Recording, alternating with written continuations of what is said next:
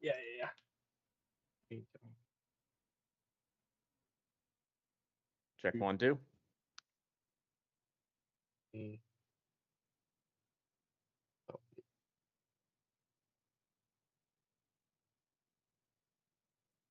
oh, sure. Got it.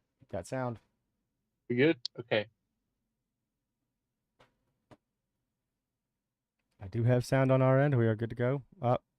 You're muted, Donald. Yeah. Look who it is. Who hasn't been on in a while. All Petoria. We are officially live. Shockingly. We did have sound, so we're good to go. I think I'm kind of fuzzy. I'm looking at me on YouTube. I'm kind of fuzzy, but Let me check whatever. everything. Am I fuzzy? It goes in and out a bit. Get a little fuzzy. I think our internet was also changed here at the house, so that could be it. I'm just checking my bit rate and all that stuff too. So 1080p is the output, set to 60 FPS. We are good to go that way.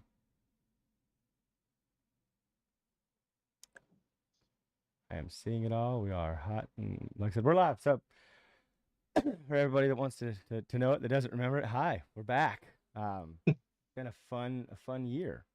Yeah, we even have a little bit about that to discuss some more.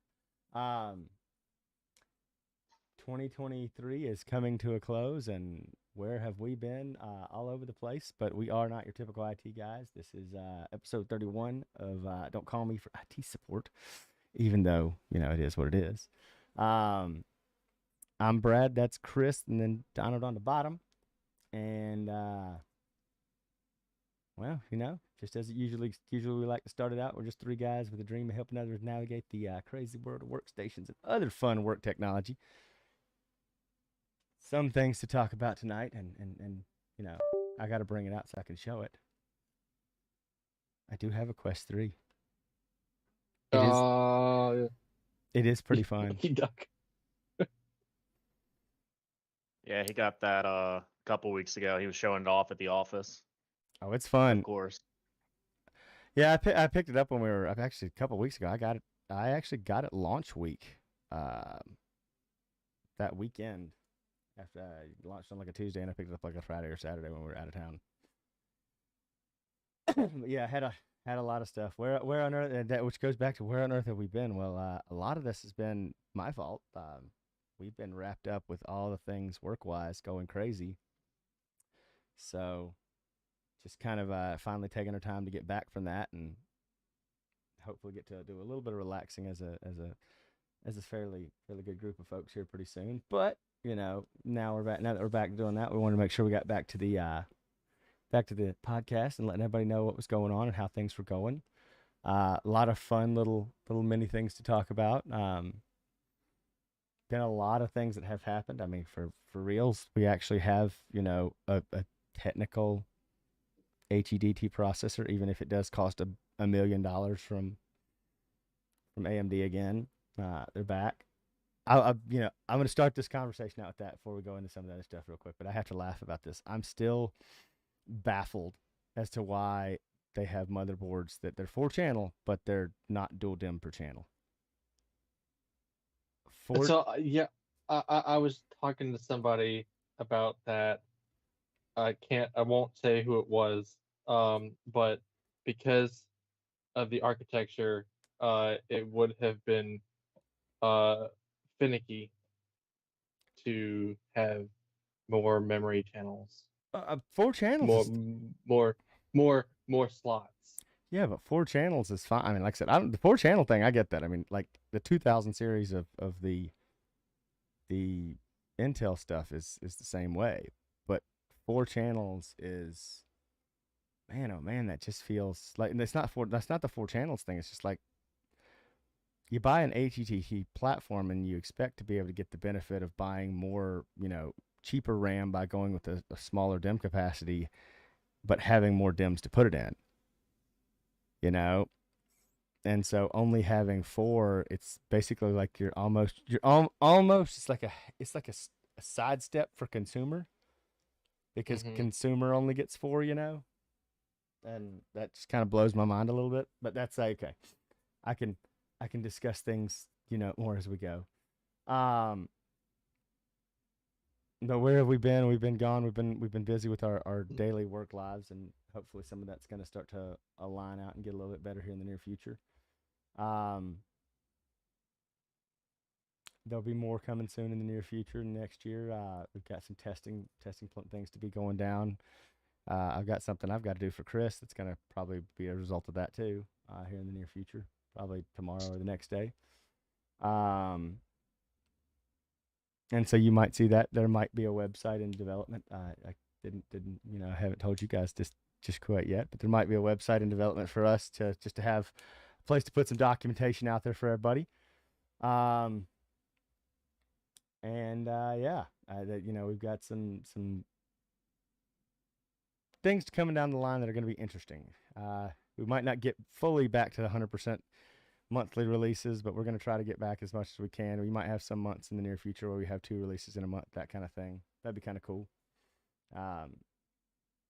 But we will start off with the fun topic of so all right, and I'll pose it to you guys. What are y'all's Christmas traditions when it comes to whether it be family Christmas tradition where you go somewhere with the family, or do you have like a solid tradition yourselves that you guys have that you commit to, that's just kind of one of those things that you like to get out and do? Anything like that? So being that I have 2, well, I don't like saying that I have 2 families. Um, Realistically, yes. So we go back and forth. So this year we're in North Carolina. Last year we were up in Jersey. Um, so that'll be fun to go see my parents. We do the Secret Santa. Nice. Um, Mom's 12 Days of Christmas start on Christmas Day. So if you're late, you're not actually late. That's beneficial. I know, Donald, you usually go down and see family too, right? That's how y'all. Yeah. Yeah, typically it's just normally, because my parents only live, 2.5 hours away, so it's not a terrible drive. I usually go there sometime Christmas Eve, and then just come back usually Christmas Day evening. Makes sense. Ours has changed so much in the past. I'll say I'm going up to Charlotte tomorrow to see my mom and dad's side of the family, and then my brother and all of them will go down and see on Christmas Day the following week. Um, be there for the nephews opening all their presents and stuff. Outside of that, that's to me that's Christmas. That's I don't have anything special outside of, well, we'll be there Christmas Day, so it will break from my normal tradition. My normal tradition has been something of my own that I've done for the past probably 6 or 7 years, which is we used to do everything at my parents' house, and this year we're not. So because I live right near my parents, like 7 miles away, basically, I would I haven't like slept at my parents' house, whether it be for Christmas or anything like that, probably since I was 19, something like that, and since I moved out. And so I always stay at home. Well, nothing's really open Christmas Day, so I used to always go to the local China buffet and pull my Christmas Story version out and go get me some Chinese food for lunch every Christmas Day, which was kind of funny. So that was me. Probably won't be doing that this year because obviously I will be down with the family in Atlanta, so it'll be a little bit different for me. Might actually have to go down Saturday so I can go next Sunday to Micro Center because that'd be kind of fun. Just go see When what is I can that find. opening? The Atlanta one? No, this is Atlanta, not Charlotte. Oh, the Atlanta one. Okay. Atlanta I was has about to say the 2. Charlotte one. I know Atlanta's opening up in. No, Didn't they say early 24? Charlotte is next year. Yep, correct. There will finally be a Micro Center in between us and Chris, actually. So we'll have to make some Meet stuff. up there. That's going to be our meetup location whenever we need to go meet for something. Yeah, Chris, let's go to Micro Center. Right. I mean, hey, it's better than that random Conference center, right, Nope. Donald? Oh gosh, that was very interesting when Not we a did lot. computer. Not a lot of great places. I'll So take the van this time though. there you go. Well, we got some fun stuff in here. So I have some things in like the pics of cool tech that we have. So so just think this out loud and say it. And if you want to, if you got something you want to throw up there or whatnot, I'll pull it out and put it into the actual to display. But some of the things that like I always think about around this time of year for like people that I think would just be kind of cool, interesting. Up till this year, I haven't done it, but this year I'm gonna say VR headsets have finally become mainstream.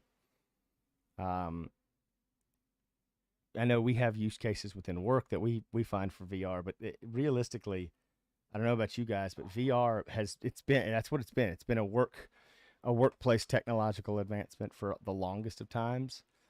So it really hadn't had that chance to take off and become a mainstream platform, I think. Now it has. Now there's a chance, to get out there. It's kind of cool. What you taking out your PC? I like that idea, Chris. I thought that was something else. No, that's great. You're right. You're right. No, Um, I'm talking about things that I like personally that I would buy for myself. okay. So this is right. So this is yeah. I mean, so you're where you're at's right up the alley of what I'm saying here. And so like that's like if it were me and I were saying, hey, if I'm buying for somebody else or somebody's buying it for me, like that, VR headset type stuff is kind of cool. Um, I have one now, but I would say the same thing. Like things that I look for, if I'm looking at mechanical keyboards, is one of the bigger ones. Um, I think that's something that's kind of undersold. They've come such a long way, and I mean now with them all being able to get really like I reference it and I'll show it on screen real quick. Hang on, because I think it's a good one to show off. But the MX Master the MX Mechanicals, those are some of my favorite keyboards. um, if nothing else, they're some of my favorite keyboards because they are. You have the clicky, you have the non-clicky. You can get the mini version. There's different types of key. You have the different types of keys and whatnot. It's not like necessarily a yes, and I'll be the first person to say it. I do like the clicky versions. That's what mine is at the house. But I mean, you have the tactile ones that are really nice too, and I think it's interesting. I think it's something that if you're looking for, like I said, if you are looking for a keyboard, you are looking for a mouse, you are looking for something like that, going with a mechanical series. And I'm showing the Logitech version here, guys. That's just because that's something I got into a while back. But there's a lot of other providers. I mean, if you look, thinking about price wise for somebody, not a lot of people are throwing $100,000 around just for giggles for friends. But I mean, they might be throwing $100 around or $50 around or something like that. And so these kind of keyboards and mice and stuff like that in the MX series, kind of up there, pretty nice. Not too shabby. I mean, it's interesting now because there's actually I just noticed this and I saw this the other day that they finally went live. Y'all both know that I have the little Stream Deck from Elgato, right? Mm. Now Multiple, actually. Well, I have one that's at the office, obviously, and then I have mine. That's the Full scale. Yeah, the micro or the smaller one at the office. I have the smaller one at the office, but then I have the actual XL at the house. But and those are like, I say this as something that I tell people all the time. Like those Elgato things, those Stream Decks are really cool and useful because they're just programmable buttons. So you can make them do it. You don't have to be a streamer or a big gamer. There's a great use case for work stuff too, because you can just go in and program shortcut keys that you use on a regular basis. That where you might be hitting 3 or 4 buttons on your keyboard or something like that to make something. You can program that into those, and it's awesome. So that's another one I guess I didn't even think about. Chris, I'm throwing it up there because you got it. So if anyone wants to buy this for Chris for Christmas, he has a PC part lister. Piece out here. Oh man, you put the SFL out there. What case were you going with? I didn't see it. A Sliger's Cerberus X. I don't know that I've seen those. I have to look at them. Looks interesting. So you do you're still going with a full Actually, I'm trying to remember. Now I need to ATX. look it up. 'Cause I can't remember what mine was. Oh, you're talking about that old little tiny case that you had. Yeah, from Fractal. A Node 202, I think. I mean, yeah, but if you look at what his Fairly certain that was a. if you look at his graphics card, though, he's not going to be able to fit that into a very small case. Well, so Is it? it's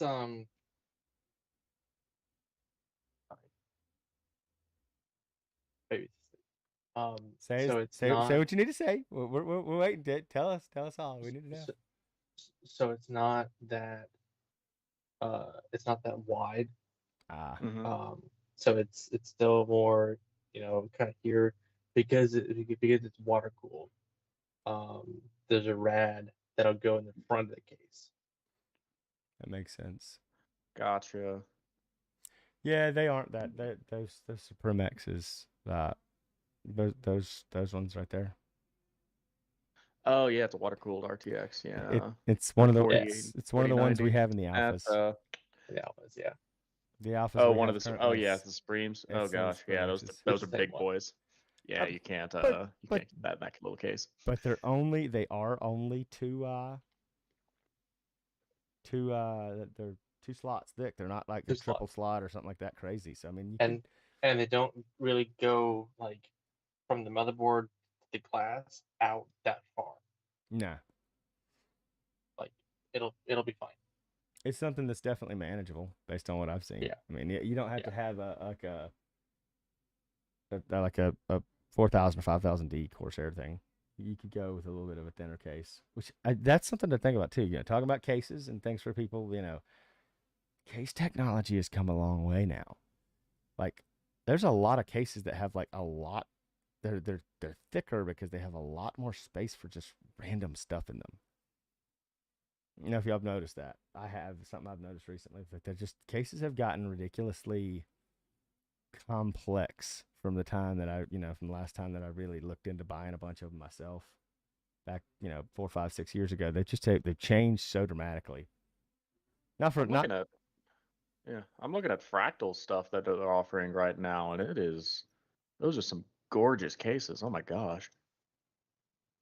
I've always been a fan of Fractal just in general, but I mean this era, it's a little ITX, but it looks like an Xbox, like Series S.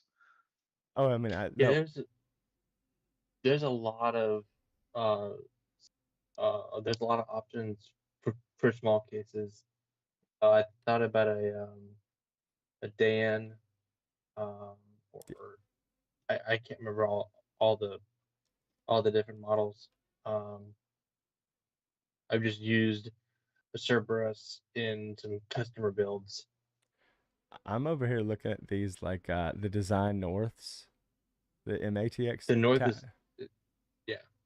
But I'm looking at those and I'm sitting here thinking to myself, does the wood grain paneling not remind you on the front of it? Does it kind of not remind you like the old school speaker systems that people used to have back in the day? Like those old like the Serwin, 70s. yeah, and the Serwin Vega speaker systems and all those. Mm-hmm. Oh my God, that's kind of crazy to look at. It's so retro. Dude, there's if you look at one of the photos, I'm looking at just like the photos that they have on the North. The top like removable section for cleaning the air filter has a leather strap to pull it to remove the air filter. Mm. That's Swedish right there. That's very Nordic. It's definitely unique, that's for sure.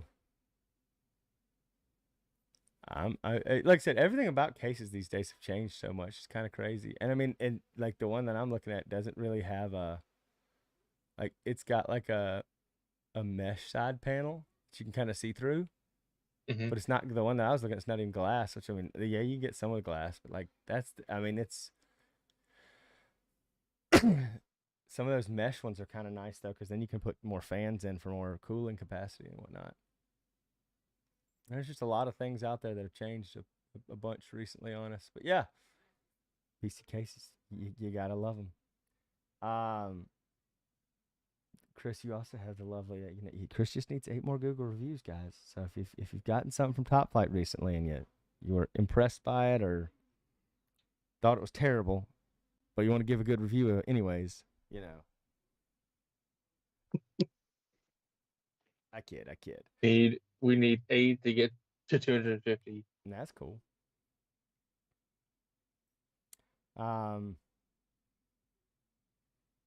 I was talking to somebody about this the other day. It's going back into like what all's actually happened this year that since we've really started talking about stuff and since we haven't been around, there has been a lot to happen. Now you now have Threadripper 7000s out, which I mean it's out, but is it really everywhere? Not quite. I don't think. I think it's kind of still coming, but it's just I haven't seen a whole lot of stuff in the wild just yet, but it's there. Sapphire Rapids came out. They just launched Emerald Rapids right behind that. I mean, Intel actually launched 2 server CPUs within 11 months. I mean, granted, it's the same node, so it's shouldn't be that big of a difference. But the actual if you look at the chip differences, there's a lot different between the two. But I mean, that's good, bad, and different. That's not a bad thing to see. You've got the next thing down there on there. You've got so because of those two are now kind of competing, you have like a technical return of HEDT. You want to? The one big thing for me this year that kind of has blown my mind to this day still is the fact that we launched RDIMM for DDR5 and it's not compatible with UDIMM. That was kind of a shock to me as to why we went that direction. I don't know. Yeah, that was a I wasn't excited with Threadripper non-pro requiring ECC as well as pro. Well, and it just it increases costs on everything, but I mean, yeah. Call it what you want to call it. But you do get more capacity. You do. It does up your capacity availability for now. It's kind of interesting, especially when you think about it and look at it that way. I mean, it is crazy. All right, let me go pull the. Let's see if I can do this. Okay. And then I would pull up beside that.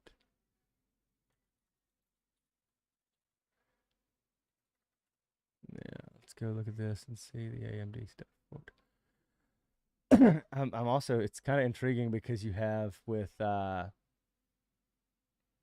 Pro line, they still only went with 8-channel memory as well. That was kind of something I was shocked. So I went 8 versus 6 instead of going to 6 for 4 or 6 for the non-Pro, and we dropped to 8 instead of having 12-channel like the other stuff. That was kind of an intriguing setup. Well, I don't think that they would have been able to fit 12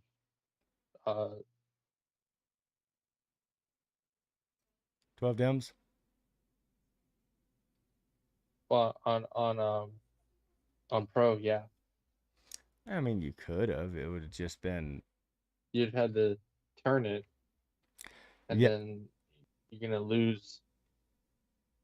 It just would have had a time.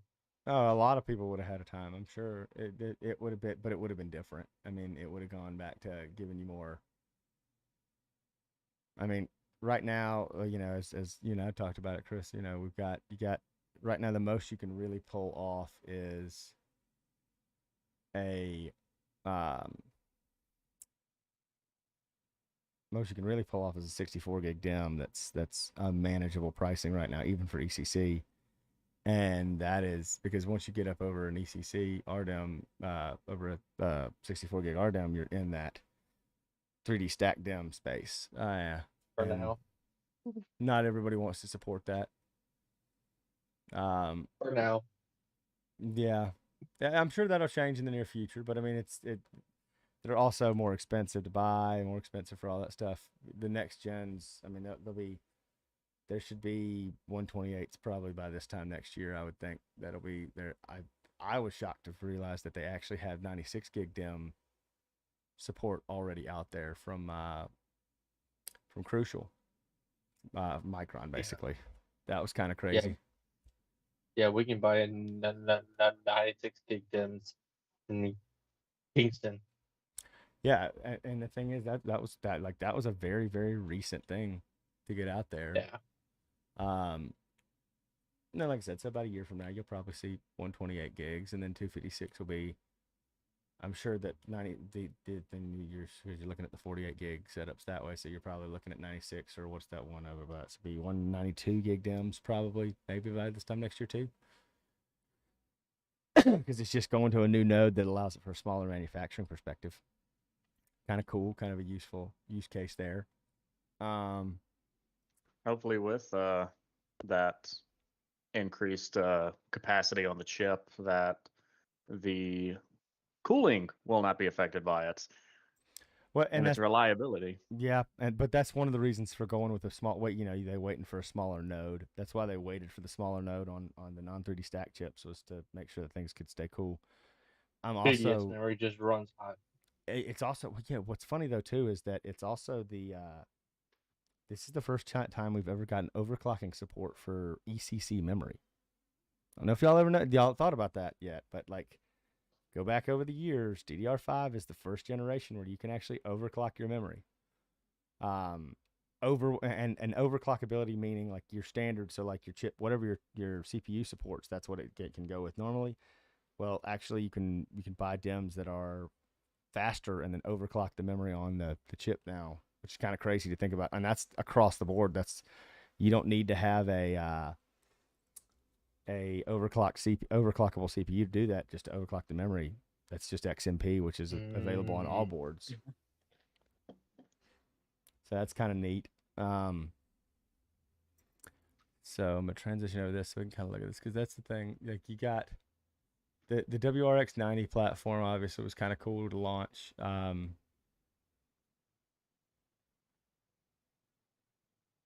still kind of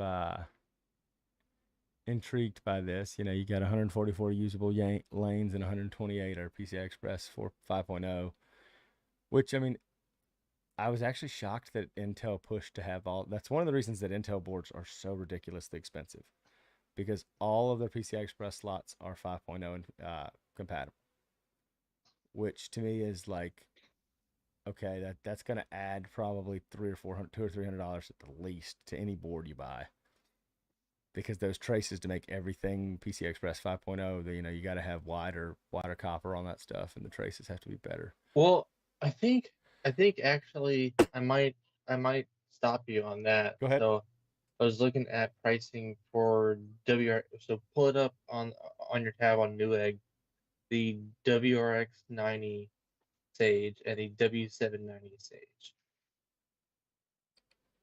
All right. See, I think the WRX 90 is like 1,300. Well, I also buy the W790 from on B&H, Disney. 1,300 for the Sage. Yeah. Well, they're both the Sage. So it's either for the 90E. Components, motherboards. I guess put server motherboards for a second. Here we go. There we go. So here it's a bundle. I want to see the bundle. I want to see just the board. Should be able to find the WX90 or W790, depending on what you're looking at. There's socket WRX8. Where is? Just search up in the bar.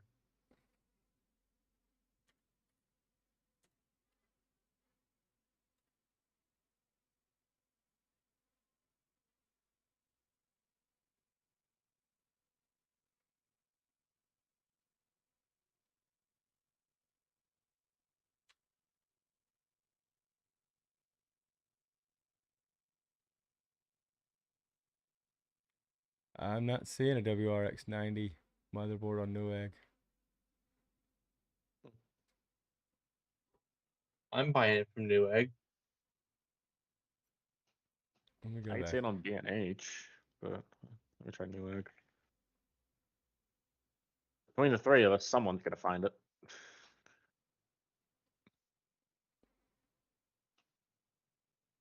There's a TRX 50.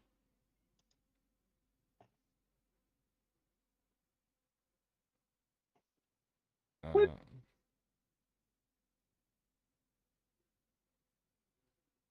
Okay, it must be on at B&H then. Apologies. It's okay. Yeah. So I Yeah, didn't think. the highest it shows from the AMD side on Newegg is the WRX 80. the B&H has WRX 90 for 1300 and W790 Sage Newegg is 1300, so they're the same price.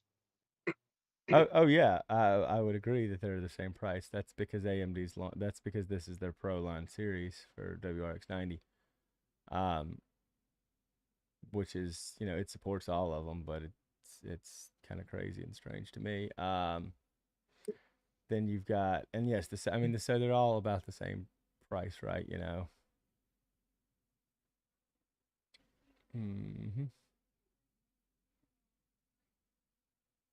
Yeah, it's $1,300. I mean, it's basically the same. Well, basically the same price, right? It is the same price. Yeah, the 790 and the WRX 90. I mean that's, you know, like I said, you're not gonna. But one of the cool things about Threadripper, which it's got one more onboard M2. It's got 4. The And Xeon only has 3.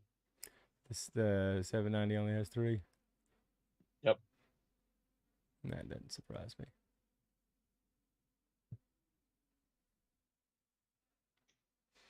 I mean, it is, you know,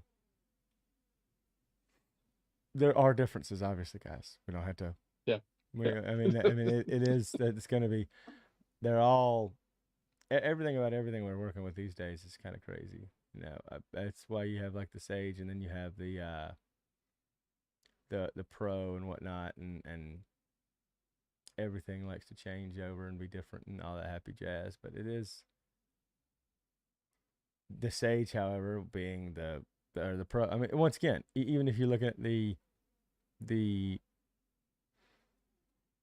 Sage, which they don't have a photo here. But even if you're looking at the model here and you're looking at the actual, like, the overview, there you go. Yeah, so they give you, like I said, they give you an extra M.2 slot. Okay, cool.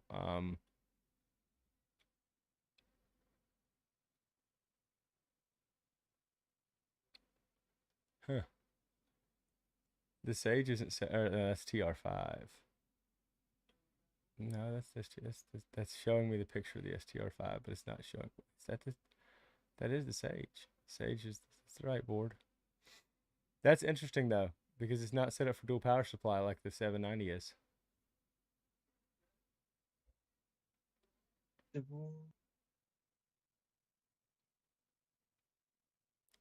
Notice it doesn't have the dual 24 pin. That's they've because I could have sworn that it had 2 24 pins. Huh. I could be wrong. No, I mean, I can see the ports the same as you.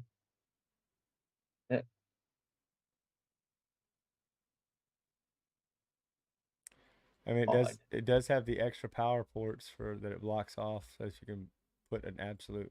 I mean, you got 3. You can put 5. Yeah, you can do 5 EPS power supplies in here.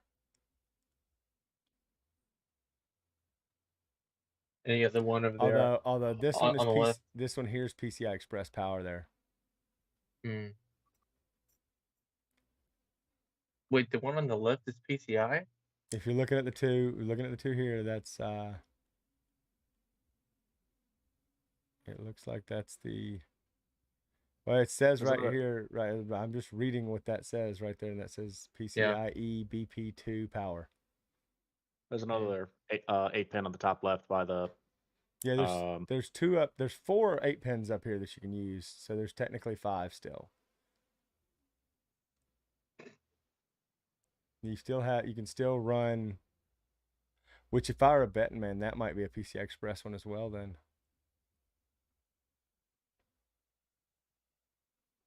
it is. Notice the change out of the square blocks. Both of those are are power or PCI power. 1, 2. Then you got a Thunderbolt header there. Then you have 4, just like most of the WRX ones. I mean, that means you got 1,200 watts you can push through the CPU, guys. 300 per.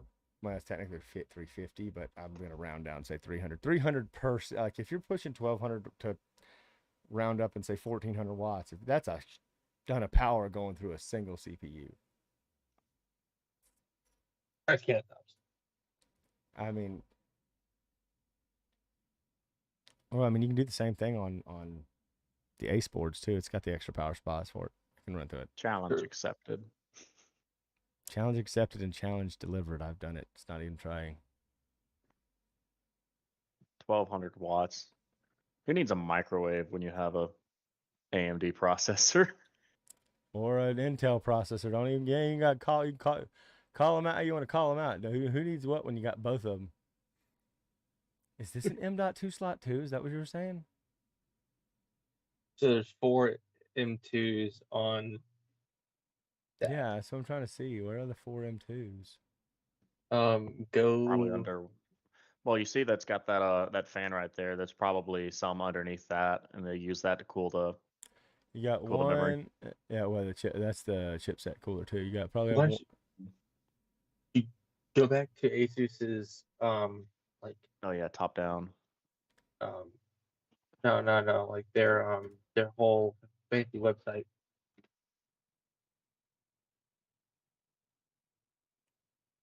Cat just exploded.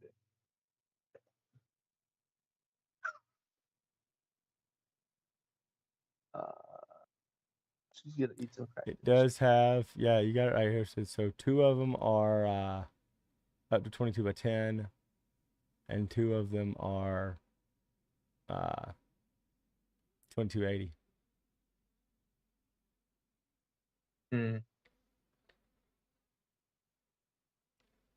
And 2 slim SAS.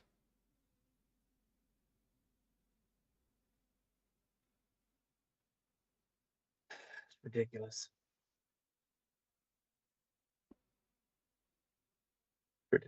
And it's got more things than you can choke a pick. I mean, it was like I said, call it what you want to call it, go how you want to look at it. 790 and the 790 is the same way. They're just these Sage boards are ridiculous, dude. I mean, if I go back to Newegg and pull up the components. You can't even.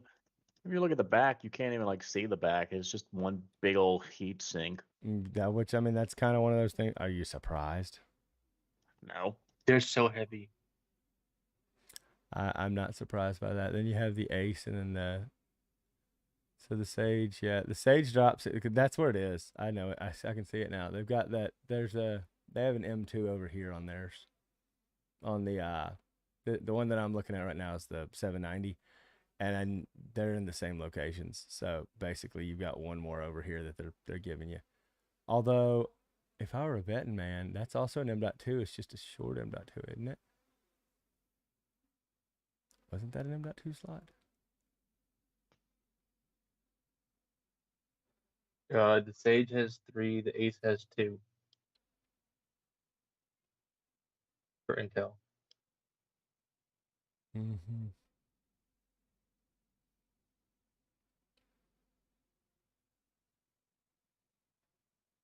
Yeah, it's got the 3 M2 under there, 1, 2, and 3. Thought it had something there that I was looking at earlier. I was missing, but maybe I'm wrong. It does have a 20 gigabit port too coming off the back of it.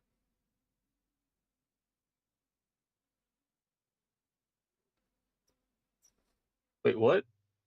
It's got a 20 gig. It has technically a Thunderbolt 4. The Type C. That's right. 2x2, Yeah. 20 gig. It's That's that's probably one of that- the first I've seen that's that's non-Thunderbolt. pretty. I mean, it's not Pretty Thunderbolt. common. It's not Yeah, Thunderbolt though. So It's pretty common. yeah, but it's like that. Yeah, but it's non-Thunderbolt. That's crazy. I mean, there's a Thunderbolt header on this thing. You can put a Thunderbolt card in it. But like, yeah, you see, this one's got the two 24 pins, Mm-hmm. and this other one does not. And does the TRX? Let's see, what's AMD socket. I wonder why they felt the need. Like, it's basically the same power. I mean, we've So seen. this is the one that you were talking about that had the dual. It does. So it's got the Sage, the STR5, TRX50, I should say. Instead of the WRX90, the TRX50 does have dual 24 pin setups on it, but it's also got this funky little slide out for the on the board there. Why would why would you do, what, why would you need two 24 pins on a 5 PC? What? Why wouldn't? Well, the question you're asking yourself out loud right now is why wouldn't you put this on the other one? I don't know. Yeah, like this you don't need. So here's the two funny. 24 pins on this. This is ass backwards, as I like to say it. Yeah. You should put this should be on the TRX, the WRX90, but I guess they're thinking that more people that you're gonna have more people buying the HEGT chips. I guess if they're gonna say that the non-Pro X is for overclocking, so maybe that's why they did it. But you still don't need that much power. Well, I mean maybe, but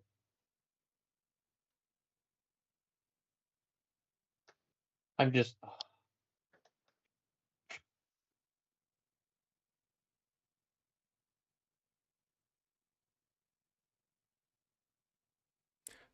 you get it both. The Sage gives it to you on both of them. So Xeon, yeah. Yeah, that's what I'm saying. The Ace gives it to you on both, whereas the Sage only gives it to you. So the Ace you actually get it on. You see, you have the dual 24 on both of them. And on the W790 Sage. Mm-hmm. Yeah. AMD's just weird. Yep.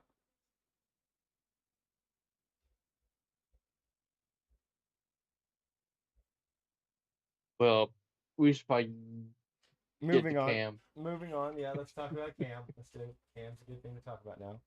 So we get to love on ourselves a little bit more as we have this fun conversation. Cam, let's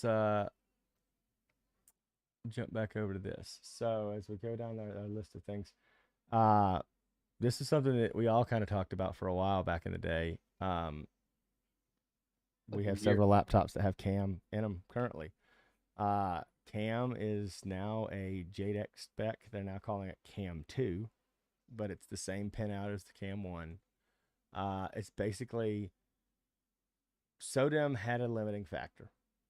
It was always going to be this generation where SODIMM kind of went away. This, when I DDR5, the generation when SODIMM something had to happen for SODIMM or something because it could not physically support all of the pinouts and whatnot. So SODIMM now has a successor adopted by JEDEC, and it's called Cam. And it is basically a single piece solution. It's gonna upset some folks that like upgradability, but also they'll understand it because they can still upgrade, which is if you want to go up and change your memory capacity, you're just going to be able to go and have to replace the entire module. So unlike having an extra, DIMM slot that you could fill potentially or something like that, you're not going to have that anymore.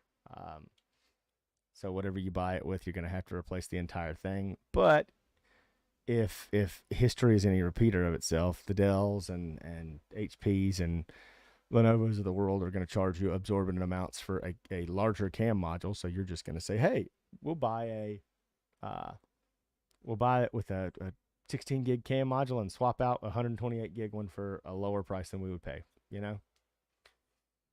That's I don't understand why memory standards are always so expensive from the OEMs. It's like they figure that's where they can make the most money back, I guess. I don't know. But yes, Cam 2 is now a new thing. That should really help out a lot of laptop people that are limited on RAM. I would imagine you're going to see probably this time next year 256 gig modules coming out. Maybe some 192s early on, but yeah, it was up to 128 to start with when it first launched. The only cool thing that I want to say though is it also supports LPDDR5X, which wasn't something that originally came out with regular CAM. What does that mean? It's a lower power variant, but it's also going to be faster too. So out of the gate, you're going to get some faster CAM 2 modules and memory modules. That'll be pretty cool. I think that'll make everybody a little bit happy. Following that one up with a quick little piece here that'll make everybody laugh. So the government has basically told chip makers, don't mess with us. We're just going to say, screw you right back. I don't know if any of y'all saw they had NVIDIA had a potential new professional card coming out called the 5880 or something like that. The RTX 5880. Yeah. Which is going to be. This is so funny.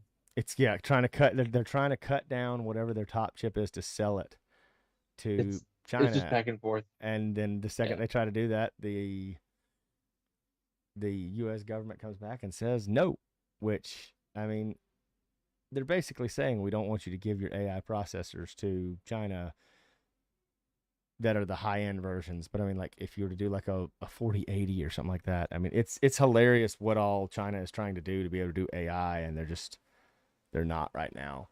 They're not able to do near as much, but they're still trying. I was talking with a friend about this. He's not necessarily tech savvy. He's been in business for a while though. He really doesn't like how the American government is trying to control an American company. I don't like how the American government tries to control anybody, and myself, but at the same time, when you're trying to, I have gotten myself in a rabbit hole before with this, and so I'll give you my fun take on this. There's a guy out there on YouTube if you want to check him out and take a little read into him. His name is Peter Zion. He is a very good economics and geopolitical economics kind of contact there, and he has a great take and spin on this. First and foremost, the U.S. government is they're doing something in a way that's different from a sanctions perspective of saying, hey, we don't want you to sell this certain technology. They're not saying you can't sell anything, but China has been known for stealing process technology, stealing, all this other stuff from hardworking companies from the U.S. for a long time. And so they're kind of stepping out and saying, hey, we don't want that to happen. But if you actually go and look at the economics and the geopolitical economics of what's happening in China right now, China's pretty much on the verge of a collapse. Their labor force is no longer the cheapest to manufacture things in China anymore. And the only India. India is where things are moving. The Philippines, Vietnam, things are moving out. But the reason that things are still, for example, using the iPhone as a great example, where Foxconn's got a lot of facilities over in China still, the reason things are still there is the sunk cost in building the manufacturing plant. You're not just going to overnight move your manufacturing plants because you've got a lot of sunk cost in having built them up and so on and so forth. But the workforce is aging out, for lack of a better word. And so as the Chinese workforce ages out, and there isn't enough younger people because of the age-old one China policy, you kind of end up with yourself in a sticky situation where they just don't have enough younger workers to fill in and continue with stuff. Now that's not to say that it's not good, things aren't good for them, but they're trying to reinvent themselves all of a sudden now, and that's where the U.S. government stepped in and said, "Look, you've stolen all this tech for so long. We're not going to allow that anymore. So we're not going to give you the top end of anything to manufacture do because one, it's kind of too expensive to do it there anyways. Things are going to pull away from China more and more often, but they're still a big consumer economy, and if they're going to continue to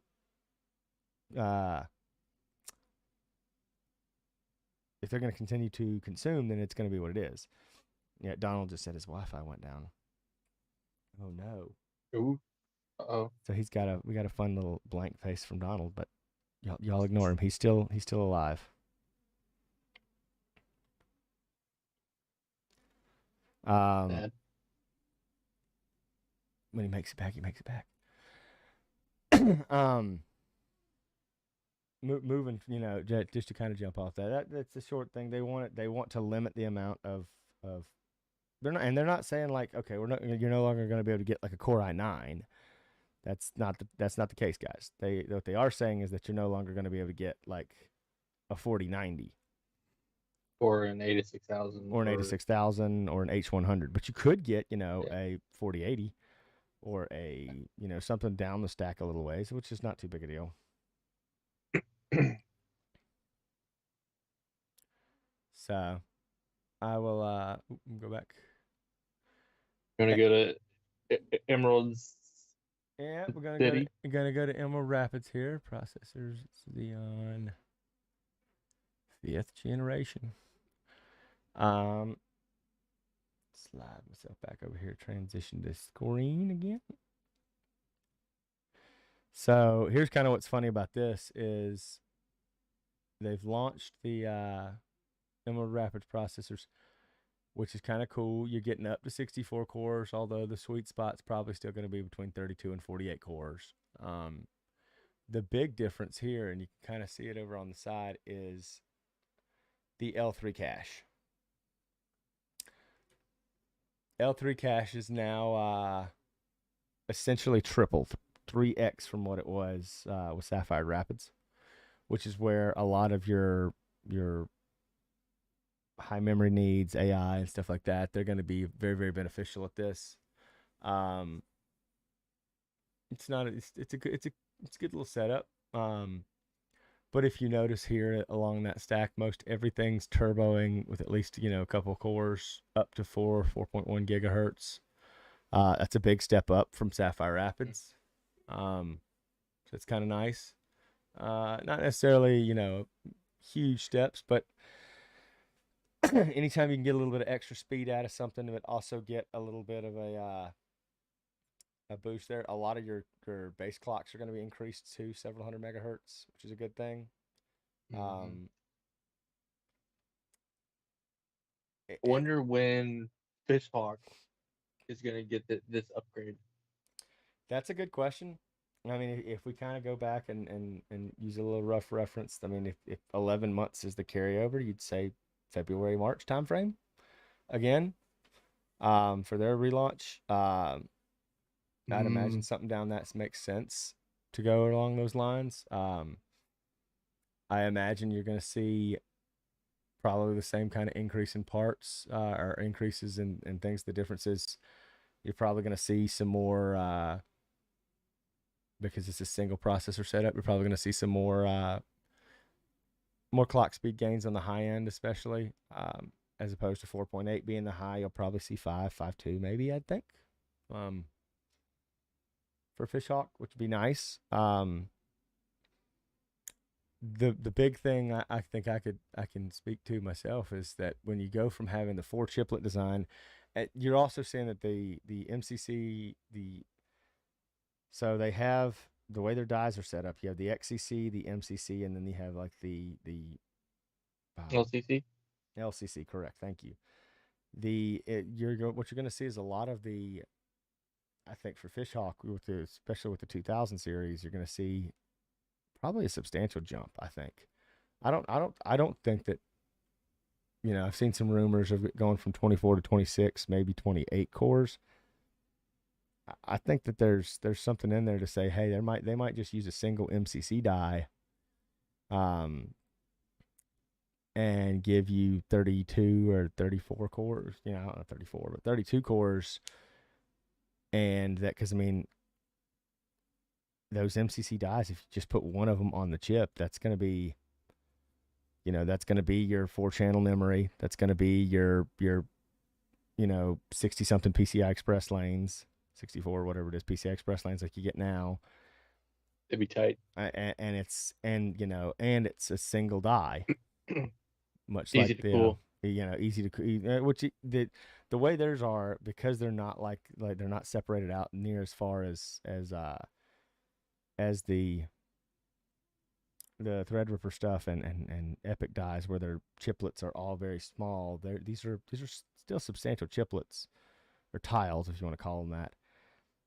And so they are, I think that having the dual process, the dual chip dies still won't be as hard to cool. It's just you're looking at a larger die space anyways. Which is a good thing, I think.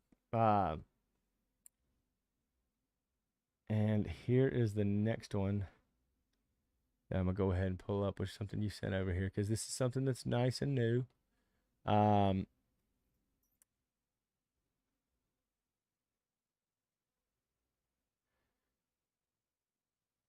So what does this have to do with everybody?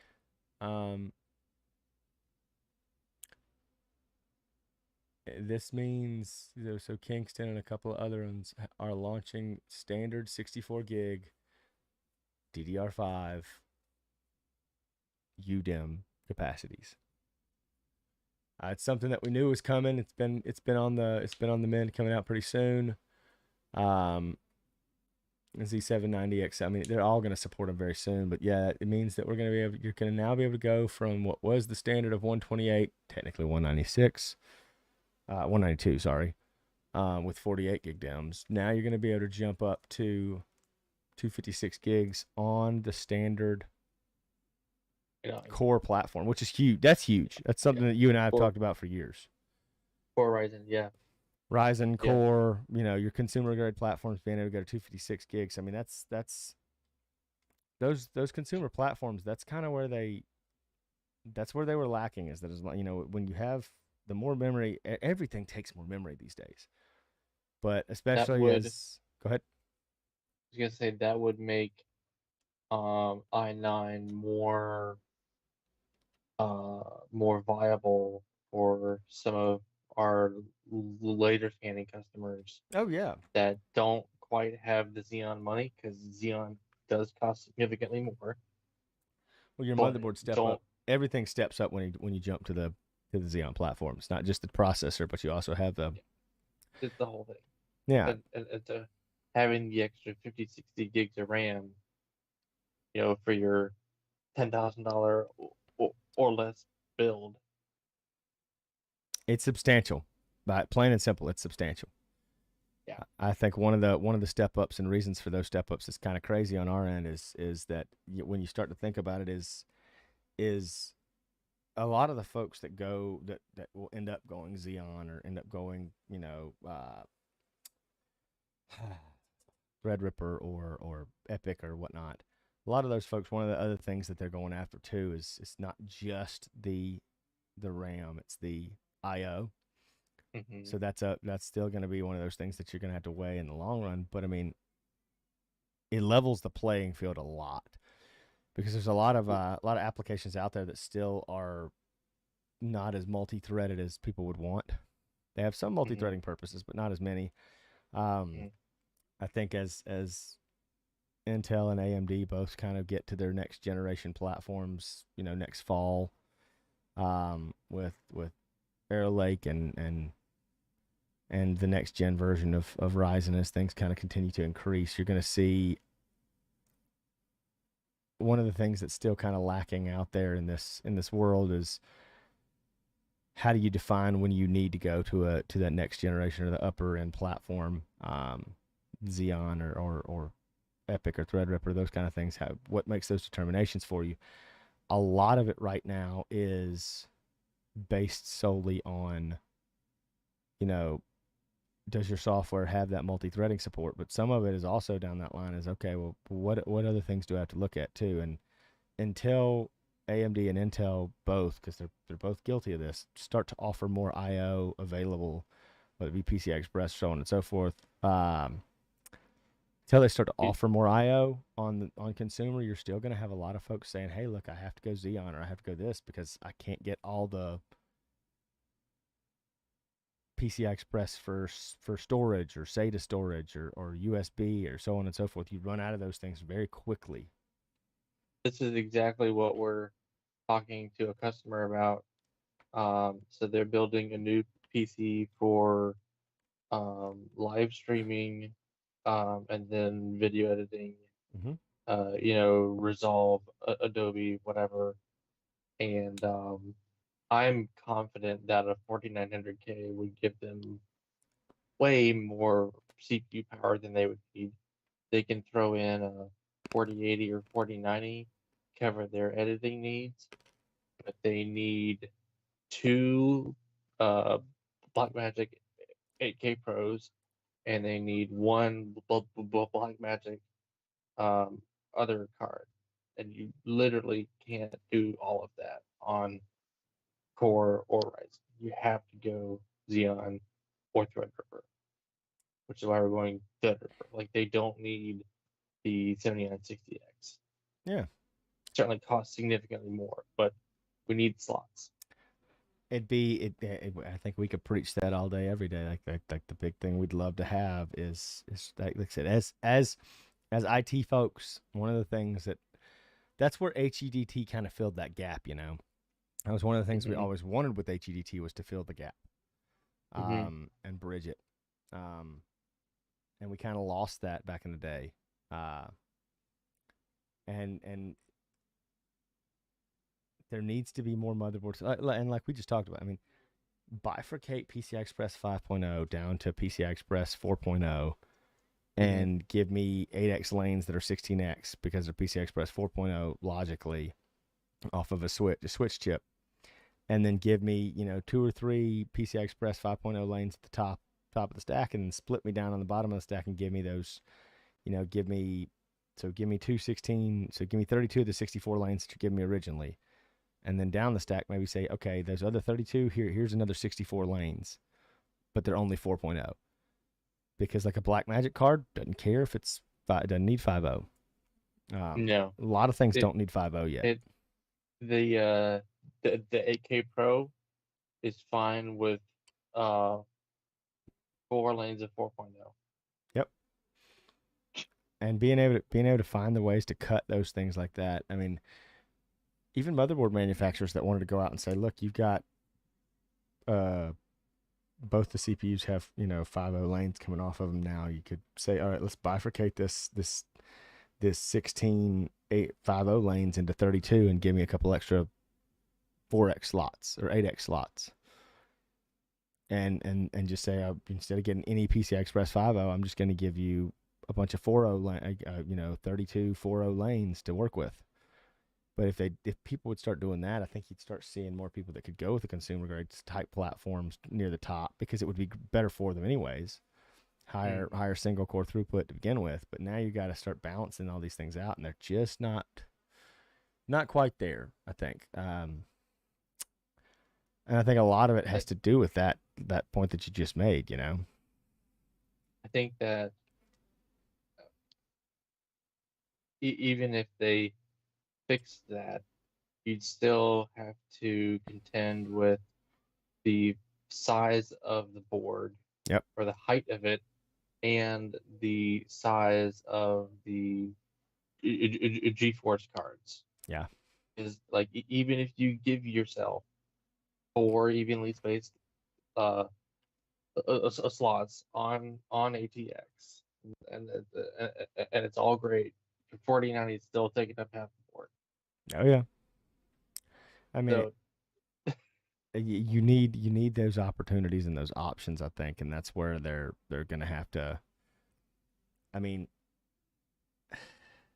and Nvidia's been bad about it too with their cards. I mean, if they give you more VRAM, you could move down the stack further inside the GeForce line. Like if you had 16 gigs on a 3060 or 4060 or something like that. If you had more memory down the stack farther, that was still at a decently high bandwidth there to where it would make sense. People would be happier with that. I mean, it's that's one of those kind of conversations that you have with people, and you're like, why do we need this? Why do we need that? And it's like, well, I mean, we don't need this and we don't need that, but we do need the ability to get what we need used. And if we can't get it and we can't make it work, then we're just going to keep having these issues down the line. And the more PCI Express that you can get out there and the more use cases for it, the better off you're going to be. like one of the builds is 4080, which is really more than the guy needs, but it takes up 2 slots and really 2.5 slots. Yeah. Because it's gonna hang over a little bit. If we do a liquid cooled 4090, it's 2 slots on the nose. It does not need a 4090, but he gains that physical slot back, which is huge. Yep. And it's like, you don't need a making the jump up to the professional line of cards too. I mean, you know what? That blew my mind too when they launched this, something that we haven't talked about yet. But what cracks me up too is you have the 4090 obviously, and then you've got, the Ada 6000, basically the same card. Not quite, but one's a blower, one's not. They perform very similarly if you're using them for just general purpose use cases for what you're doing outside of your workflows that need them. But what cracks me up even further, though, is you've got a 4090, or not a 4090, you've got the Radeon Pro W7900, and it's a 3-slot card now. Still a blower, but a 3-slot card. And I'm sitting here going, why? What could you not have come up with a similar design to get the airflow you needed? It's because there's no top fan. Oh, there's no slotting on the top to pull air from both sides. Yeah, one. That's why. But there's also some other stuff behind that too. I mean, there's also some other little features too that we're forgetting about, where it's not just that. I'm gonna say, yeah, it's a big piece of it, but it is not quite just that per se.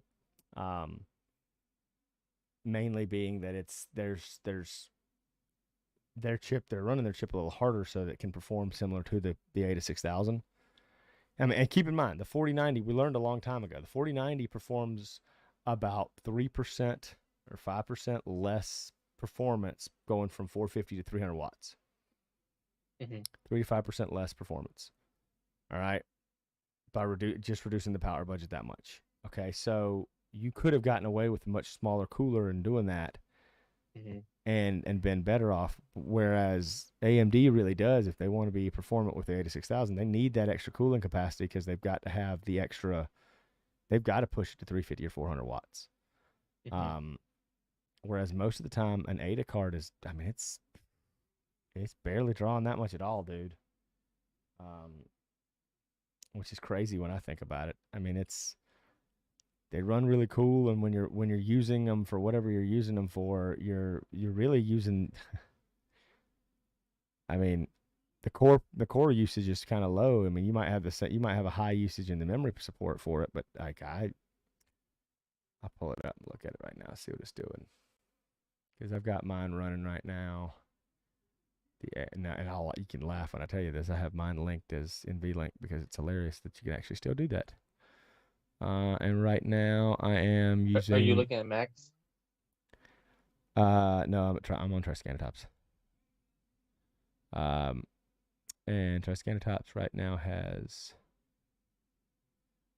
I'm using between 15 and 20% GPU between the two because they're NVLink, so maybe 45% or something like that. But I mean, even still, I'm looking at the core clocks right now, and I'm spiking to 420 megahertz. I'm not like it's at idle power usage. It's not at, and that's on both cards too. I'm jumping back and forth looking at it. They're not. It's not a single like. Yeah, it's kind of crazy, dude, to think about. It doesn't draw anything.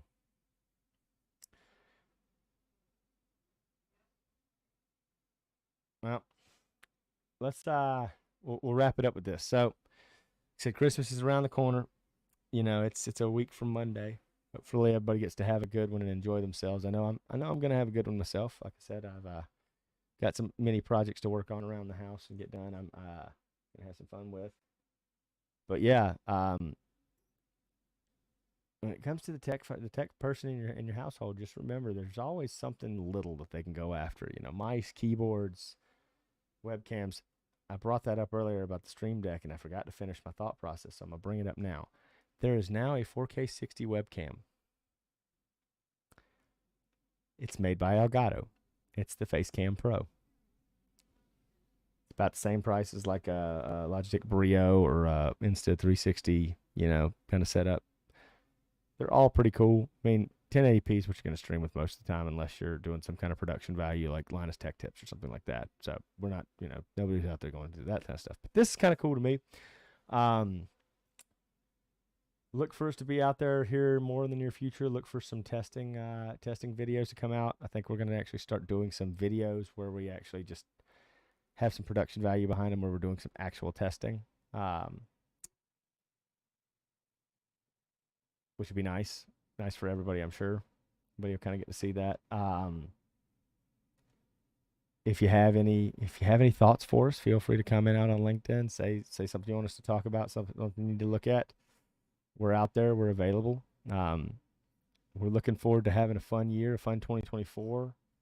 But yeah, appreciate you guys for being around and sticking around with us and joining us in tonight. And if we can, just remember, don't call us for IT support.